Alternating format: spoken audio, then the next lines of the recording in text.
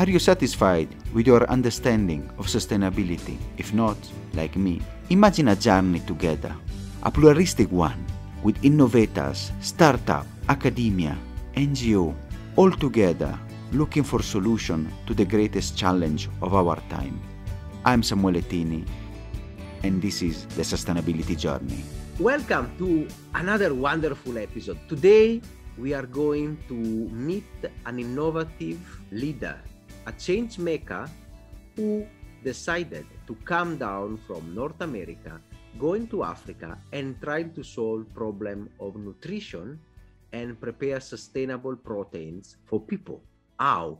I want to welcome today Shobhita Soor, who is the CEO and founder of Legendary Foods Africa. Welcome to the show, Shobhita. Thank you so much. It's such a pleasure to discuss with you today. Shobhita, your story is amazing. You have top degrees, MBA from the top university in North America and in Canada, in a particular case, and especially the McGill University is very famous. How in Ghana and you started your journey towards sustainability? Yes. So, I went to McGill University as an undergrad in psychology. And when I was there, I realized that I really wanted to have a positive impact on people and on the world. And this is really what drove me and what interested me about psychology. And very lucky for me, I had the opportunity to do some practical psychology experiences. And in that, I realized I did not thrive in the one-on-one setting. I wanted something that was more dynamic, something that was more in a group, something that was a bit more fast-paced. And so at the end of my degree, I said, okay, let me apply to law school. I still feel like I could have a positive impact doing this. So I got into law school also at McGill. And once I got there, I actually had a very similar realization that this can be, not in all cases, but this can be an isolating career, a lot of solo work. And again, I wanted something dynamic. So in parallel, I also started to develop an interest in stakeholder rights, in shareholder rights, in corporate governance, and how do businesses respond to society's problems, sometimes even faster than the law responds. And so I had the opportunity to apply to the joint law and MBA program at McGill, which I took on. And that is really where I fell in love. I felt like business can be a very dynamic force for positive change in the world. And this is the story that I wanted to be a part of for sure. And while I was there, I was recruited to being part of the Hult Prize team. The Hult Prize is a big crowdsourcing platform that puts out a challenge to students to come up with a business for positive social change. And the year my team and I participated for McGill, it was really around come up with a business that addresses food insecurity. And so my team and I came across this really fascinating research around edible insects, how they are foraged all around the world. They are delicious. They are nutritional powerhouses, but there really isn't a lot of farming and a lot of sustainable supply with respect to edible insects. So we found this to be a great opportunity. We ended up winning the Hult Prize, and this really catapulted me into the world of edible insects. And we started off in Mexico, the United States as well. And we started a smallholder farmer group in Ghana where we looked at whether insects could be farmed on a household scale. And we had a lot of mixed results with this. And in that, I identified that the real opportunity here is around centralized production, especially right now, since we're at the nascency of the industry. We want to be running a lot of controlled scientific trials to understand how to produce this. So why don't we do centralized production of a desired edible insect?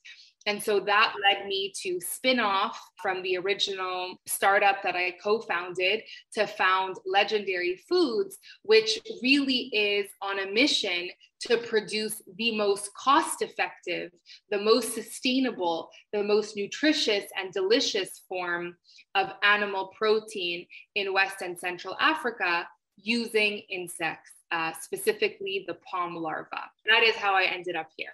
That's a long story.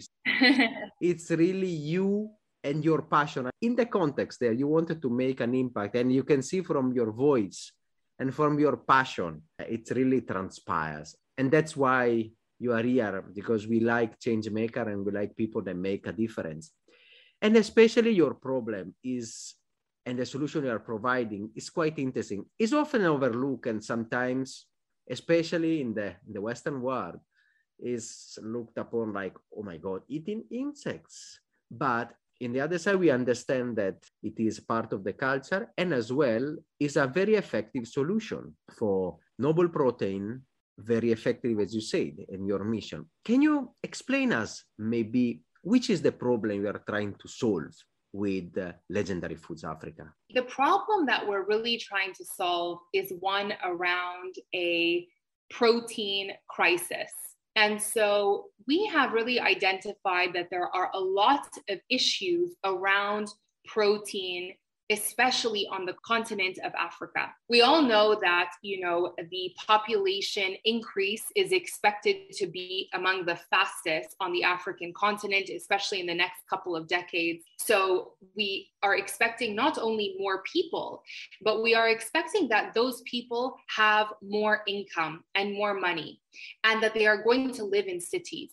And we have seen very clearly from the development stories in other parts of the world that as soon as people start to have more money, as soon as they rise out of poverty, one of the first things that they actually spend money on is meat. So that means that not only are we going to have more people, we're going to have more people demanding meat products, animal-based products. And it makes sense because animal-based products provide a lot of nutrients. Protein is very digestible. There's a lot of minerals and vitamins. It actually does contribute in many cases to a healthier population as well. So we feel that the demand for protein will certainly outweigh the supply. And if we look at the supply side, there are also issues. So the bulk of the protein is actually imported. So a lot of canned fish, a lot of poultry coming from the US and Brazil. And this is really making up the bulk of the animal-based proteins that are available. So we are also at the same time solving the problem of protein sovereignty, having and really taking advantage of the value chains, of the agriculture potential that exists here for us to provide a solution that is really sovereign. And I would say lastly, a lot of the conventional livestock production methods are very destructive to the planet. So, we very well know that livestock is one of the biggest contributors to climate change. And as we'll talk about, edible insects can really be, a nice contrast to that when it comes to their ecological impact. That is the problem we are solving. This is very interesting and very clear. As you say, I love the protein sovereignty, because having lived in West Africa past 17 years, I can see the carbon footprint that is there with the imports of poultry from all over the world, of the frozen chicken from Brazil or the States or others. So the protein sovereignty and going towards what is the indigenous production and the way also people, let me say also decolonize the food chain. And the other one is what you just also mentioned. We all know that cows, pigs, chicken in intensive livestock production, especially the models we have in North America and other area of the world, are really carbon intensive, land intensive, water intensive, and really we need change there. And insects can be a good source of protein. Can you explain me? Because I'm sure also the audience will be like, what is Shobhita farming? What are you doing? So, what is what you mentioned? What is this African palm weevil? Can you explain us? Yes, of course. Yeah. Maybe I'll just take a step back to say the UN FAO has identified, I think, close to about 2,000 species of insects that are consumed by humans worldwide. And it's very specific to the population. So for example, just because I eat crickets doesn't mean I eat grasshoppers, or just because I eat termites doesn't mean I eat larvae. So it often is quite specific to the environment of the population. So the insect that we are choosing to focus on right now is the African palm larva, as you correctly mentioned. And what this insect is, it has been consumed traditionally for a very long time, but through the practice of foraging from the wild. So what do I mean by this? When the palm tree is at the end of its sort of life cycle, it is felled. And at that time, the log starts to ferment because it is essentially dead. And you see that the weevil infests the palm log, and you get these beautiful larvae that come out of the log that is consumed. And, just to give you an idea, the taste is very much like shrimp, but the texture is very much like sausage. So it's very meaty already. It's very much like the livestock that we already consume.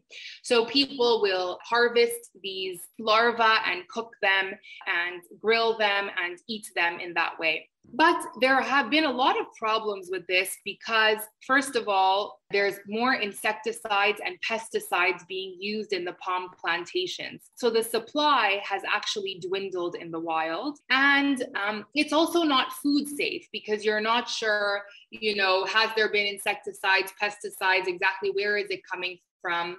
And it's highly seasonal. So what we have done is we have invested into the development of a novel rearing protocol. So that means that we farm the larvae instead of having to forage them from the wild. And that results in a year-round supply.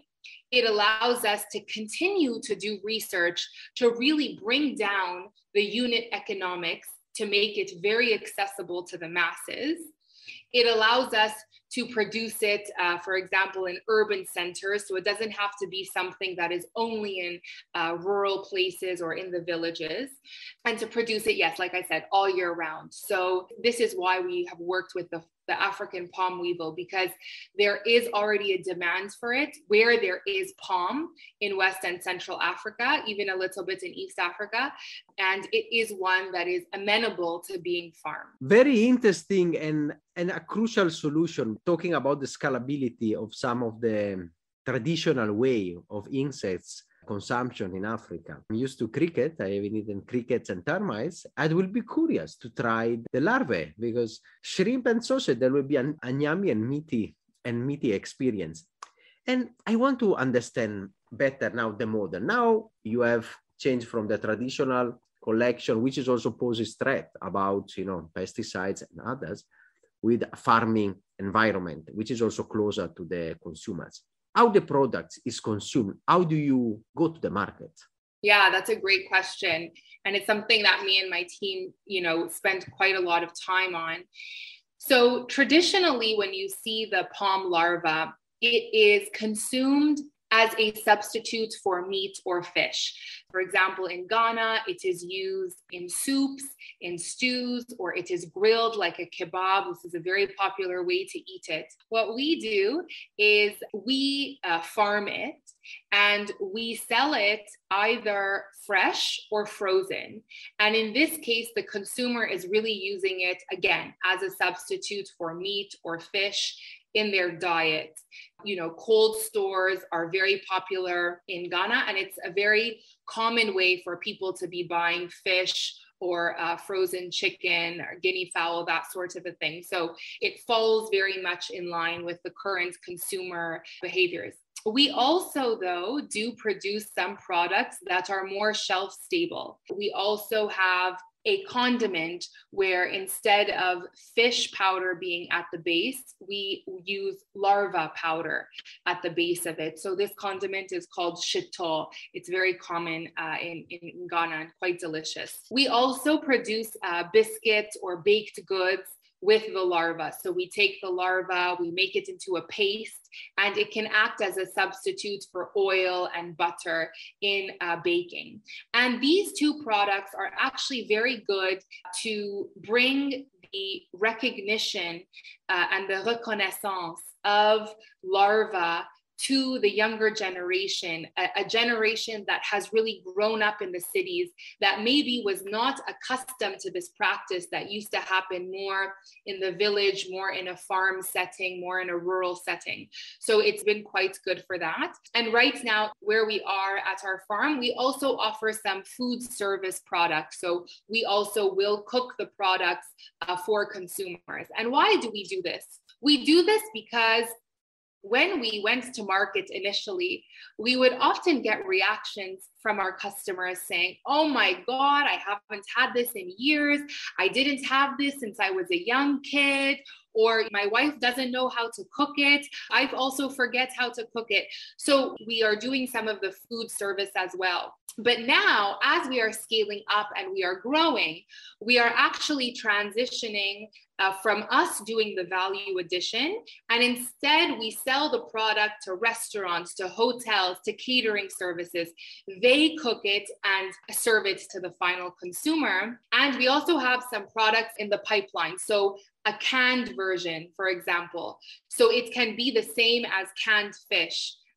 For example, sardines are very, very popular in the region. So something that is analogous to that, that has a complementary nutritional profile. So really, there are lots of opportunities for the palm larva to get into people's bellies. And we are launching an entire industry, because there will be people now, and there are entrepreneurs that we've really helped to buy the larva, they do value addition, and then sell it to the final consumer. So this is really exciting to also provide opportunities for other entrepreneurs within our ecosystem. That is incredible discussion, how you create, or better said, you recreate and innovate a traditional value chain. Especially what really struck me was the culinary training. We can frame it like this. Because the younger generations, they've been exposed to what we call modernity. So the tarmac and the skyscraper and the booming, especially for emerging economy, and they forgot what are the indigenous, the traditional foods. I mean, my wife doesn't know to cook. Always, I've been eating in the village, and then now it's really interesting. And I like the way how you create as well, this training, this work, and, this tasting sessions to get also the people to eat and get them accustomed. Let me ask you a question about how does it feel now in Ghana? I mean, if you can answer, of course. How is it in the pricing compared to the alternatives? And the second question linked to that is, because price we know is one of the factors, but is also the perceptions. Which are the perception of the customers towards traditional foods, especially in the cities? Yeah, that's a great question. So when I look at our customer avatar, our primary customer is usually middle-aged, is usually coming from a rural setting. So somebody who grew up in a rural setting and has now moved to the city. Somebody who takes a lot of pride in being Ghanaian, somebody who takes a lot of pride in maintaining their traditions. And also, usually they are professionals, so academics, government workers, doctors, so on and so forth. This is really our prime market. And so outside of this market, yes, it does depend on the person's upbringing. So first of all, did they grow up really in the palm belt of the region? Because outside of the palm belt, there is not as much consumption. And that is where the condiment products, the baked good products really help us as a gateway to becoming more open and to becoming more interested in what is this meat and so on and so forth. I think there is a general, very strong sentiment to want to protect and promote local products. So this definitely works very much in our favor. The other thing that also works in our favor is that, like I said, for example, if you have never tasted a cricket before and you taste a cricket, it does not taste like the meat that you are used to consuming, right? There will be antennas and legs and wings, maybe depending on the maturity. So it's almost more like a sunflower seed or a nut or a snack. In our case, the larva is very similar in taste and texture to what people are already eating. So we do a lot of sampling, taste testing, so that people who have not tasted it before have the opportunity to taste it. And once they taste it, they like it, because it's very similar to what they are eating already. And then in terms of pricing, it's very interesting because, you know, what I would say maybe to other food entrepreneurs as well is that oftentimes the customer is making an evaluation of price to volume, not price to weight or price to calorie or price necessarily to quality of nutrition, right? So people want to see with their eyes a lot of food, even though maybe the calories are very high. So when we look at the comparison on price per weight or price per calorie, even at our current pricing, the palm larva performs very, very well. So for example, if you compare it to domestic chicken, it is actually cheaper. But the issue comes in with volume. Because 100% of the larva is edible, whereas maybe with the chicken, you have the carcass, you have feathers that add volume that is not necessarily edible. This is sometimes where people perceive the product to be a little bit more premium. But like I said, you know, in parallel, as we scale up, we anticipate bringing the price down. What really drives my team and myself is we want to produce a meat that has the nutrition of meat, but is the price and the sustainability of plants. And so we really want to contribute to it being very, very cost effective. So this is something that we are constantly investing in, is how do we produce this in a more cost effective manner? When you look at any livestock system, your primary contributors to cost are labor and feed. So these are really the levers that we pull to bring the costs down. Shobhita, you are an exceptional person. You have the passion. When people speak with passion, they make themselves very understandable. I have understood, and I'm sure also the audience now can engage. I'm really now curious also to try. I was eating crickets and termites. I mean, they didn't blow up my mind. I was like, okay, that's an antenna there, you know. I prefer the cookies. And I remember when I was promoting cookies, I was baking at home and then going around with friends and promote the cookies, which they say, oh, they're exceptionally nice. And then I say, okay, it's made from cricket flour.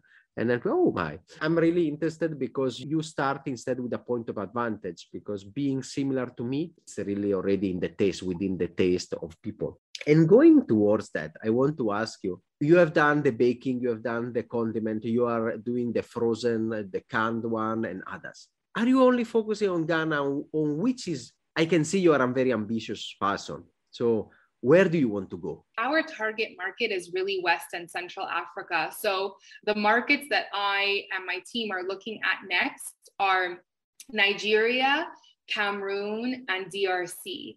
These are the markets we have identified as being the most exciting for palm larva, where there is really a strong demand for it, where there is consumption from the wild right now, and people are quite eager to get this into their hands.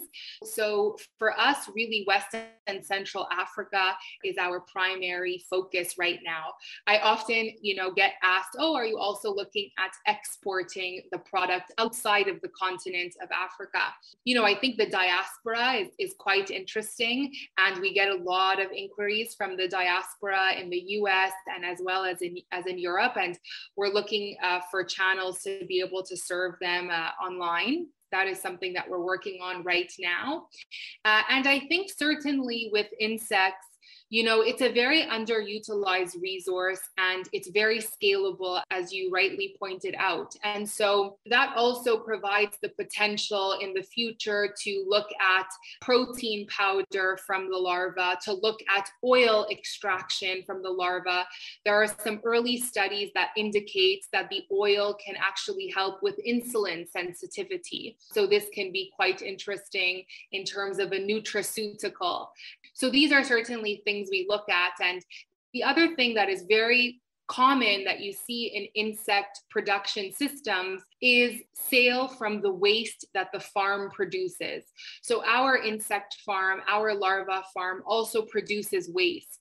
And this waste has great applications both in livestock systems, so in pig breeding, as well as in horticulture. We also do use our waste and sell it to other agriculture actors for them to also help to mitigate their costs as well. So this is also quite common with a lot of insect production systems. Very interesting, the circularity angle, because that is where you really can close the chain and as well, enable transformation in other production, especially with pigs, as you mentioned. It's really interesting. I love the diaspora because that is also what came to my mind, to go around and move to the world. And I will be delighted also to see you maybe going to a continental scale, maybe in Africa. Actually, I would love to also to see you in Kenya and in other countries, because it will be also enable partnership, in the spirit, not only in the end of hunger, food security, traditional SDG, but also in the partnership, because with your potential and products, you can go to address food insecurity, working with NGO, local government, and really empower. We're going towards the end. Clearly, you have shown us you have passion. You are a sectional speaker, and I'm telling you from the deep of my heart, because you are really a wonderful guest. You can explain properly, and really with the passion and the fire that takes you to make an impact in your field. As a woman leader, as an entrepreneur in Africa, can you tell us your experience and the challenges and your ambitions as well? Yeah, I often say that entrepreneurship is a catalyst for personal and spiritual growth. And I really believe this because as an entrepreneur, you are faced with a lot of challenges in terms of, a lot of self-doubt will arise. Am I the person for this? Do I know what I'm doing? Do I know enough of what I'm doing? Am I making the right level of impact? Am I managing myself well in a new culture that I did not grow up in? And so I think it is certainly a big challenge to start a business in a new environment, in a new culture. Having said that, I think one skill that this journey has forced me to really refine and really focus on is becoming a cultural chameleon. Particularly as being a woman and as being a foreigner, there are times where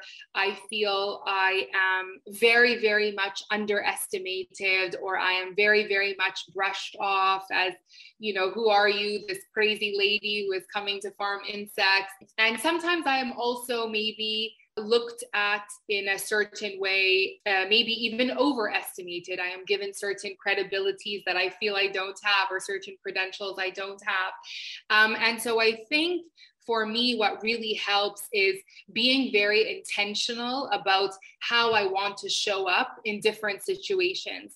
So sometimes I know I have to really keep my ego in check, really be modest, really be humble to get where I want to get. Sometimes I know that in a certain situation, I need to be more assertive. I need to be more confident. I need to be more demanding about what it is that I want to be able to move things forward. Sometimes it requires one to be very, very charming and try to use charm in order to move things forward. So I think having a lot of ability to be adaptable in a new culture and a new context can really help, because even within the culture, there are many micro situations that demand a different side of your personality to shine through, and also a lot of self-awareness. This is also very, very important. The self-awareness to recognize that I don't sometimes even know what I don't know. And sometimes I make incorrect assumptions about cultural aspects or about what might be important to my team, and really building the skill to find out what people honestly think and to get clear feedback is something that took me a while to get, because operating, for example, in the Ghanaian context, I really had to work extra hard for people to feel comfortable to give me feedback, being a foreigner. So these skills have really helped in terms of adaptability, self-awareness, and going out of my way to seek feedback. That's exceptional, Shobhita. I love the cultural chameleon. You are a person that puts in herself 3 continents. You have the subcontinent, you have the North America, you have Africa, all together in you. So it's really fascinating how you shape and the practical lessons that every day, especially working in different contexts, we need to work and really to put in practice it.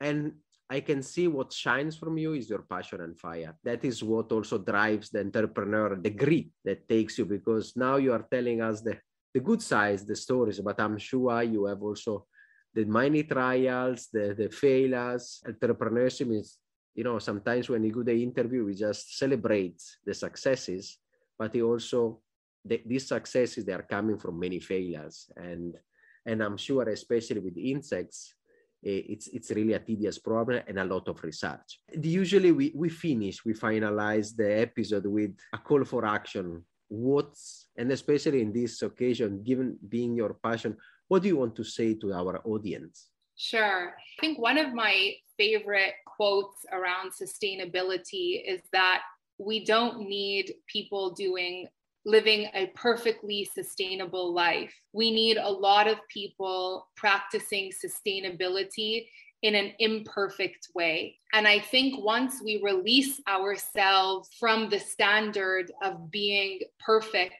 at anything, including sustainability, we can really begin to foster real change. And I think that every time that we make a decision to purchase something, every time we make a decision to eat something, every time we make a decision to engage with the world, we have multiple options in terms of how we show up. And just starting to shift our perspective to becoming aware of our choices and the impact of our choices on the greater world when it comes to sustainability and to the environment will really help the world to move in the right direction. And from where I am, I have a lot of hope still for a sustainable world. And I think we all have that power within us, no matter how quote unquote small or how big our lives are. We all have a lot of power to shift the course of the sustainable world. Thank you, Shobhita. I think it's a perfect way to end our episode, because if everybody does even in the imperfect way, we will add up towards solving our decade of action. Also inviting you to see collaboration and work, because I can see a lot of potential in your work and what you are doing. So thank you so much, Shobhita, for being a guest to our podcast. Thank you. Thank you so much. It was such a lovely conversation. Are you satisfied after this wonderful episode? In the next one, we'll talk about innovation.